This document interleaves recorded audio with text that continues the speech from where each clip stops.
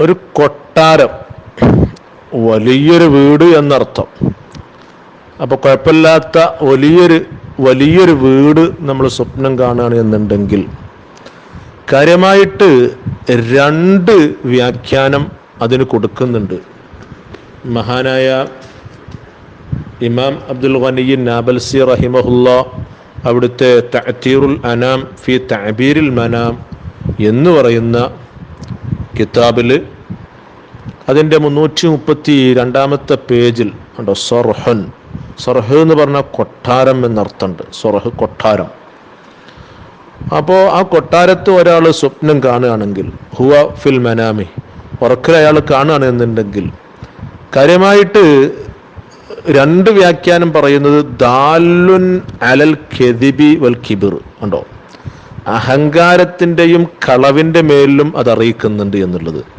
യഥാർത്ഥത്തിൽ നമുക്ക് കാണാൻ വല്ലാത്ത ഇമ്പമാകുന്ന അല്ലെങ്കിൽ സന്തോഷം തരുന്ന, നമുക്ക് വല്ലാത്തൊരു കുളിർമ തരുന്ന അങ്ങനെ ഒരു സ്വപ്നാണ് ഒരു കൊട്ടാരം അങ്ങനെ കാണുമ്പോൾ. പ്രത്യേകിച്ച് ഒരു വീടില്ലാത്ത ഒരാൾ, അല്ലെങ്കിൽ വീട് ഉണ്ടാക്കണം എന്ന് വിചാരിച്ച് പ്ലാന് ആയിട്ട് മുന്നോട്ട് പോകുന്ന ആളുകൾ, അല്ലെങ്കിൽ തറയിട്ടച്ച ആളുകൾ, കുറ്റിയടിച്ച് നിൽക്കുന്ന ആളുകൾ, അങ്ങനത്തെ ആളുകളൊക്കെ സ്വാഭാവികമായിട്ടും ഇങ്ങനെ ഒരു വലിയൊരു വീട്, ഒരു കൊട്ടാരമൊക്കെ സ്വപ്നം കാണുമ്പം സ്വാഭാവികമായിട്ടും ചിന്തിക്കുക എനിക്കൊരു വീടുണ്ടാകും, അതുപോലെ തന്നെ അതിനുള്ള ഭാഗ്യം ഉണ്ടാകും എന്നൊക്കെ ആയിരിക്കും. എന്നാൽ അതൊന്നും അല്ല. അതുമായിട്ട് യാതൊരു ബന്ധവും ഈ പറയുന്ന വ്യാഖ്യാനത്തിൽ കൊടുക്കുന്നില്ല. നേരെ മറിച്ച് രണ്ടർത്ഥത്തിൽ ഒന്ന് നമുക്ക് ഇഷ്ടപ്പെടാത്ത ഒന്നാണ്, നമുക്ക് അത്ര ഇഷ്ടപ്പെടില്ല. കാരണം അലൽ കെദിബി വൽ കിബിർ, അഹങ്കാരത്തിൻ്റെയും കളവിൻ്റെയും മേലിൽ അറിയിക്കുന്നു എന്ന് പറയുമ്പം അത് വല്ലാത്തൊരു വിഷമം ഉണ്ടാക്കും. എന്നാൽ അതിനിക്ക് തന്നെ ഒരേ സമയത്ത് തന്നെ നല്ലൊരർത്ഥവും വ്യാഖ്യാനവും കൊടുത്തിട്ടുണ്ട്. വറുബ്ബമ ദല്ല സർഹു അലൽ ഹിദായത്തി വസ്സലാമി, അങ്ങനെയും കൊടുത്തിട്ടുണ്ട്. സന്മാർഗത്തിൻ്റെ മേലും രക്ഷയുടെ മേലും ഈ കൊട്ടാരം സ്വപ്നം കാണുമ്പം അറിയിക്കുന്നുണ്ട് കേട്ടോ എന്നുള്ളത്. പ്രതീക്ഷക്ക് വകുപ്പുണ്ട് നമുക്ക്.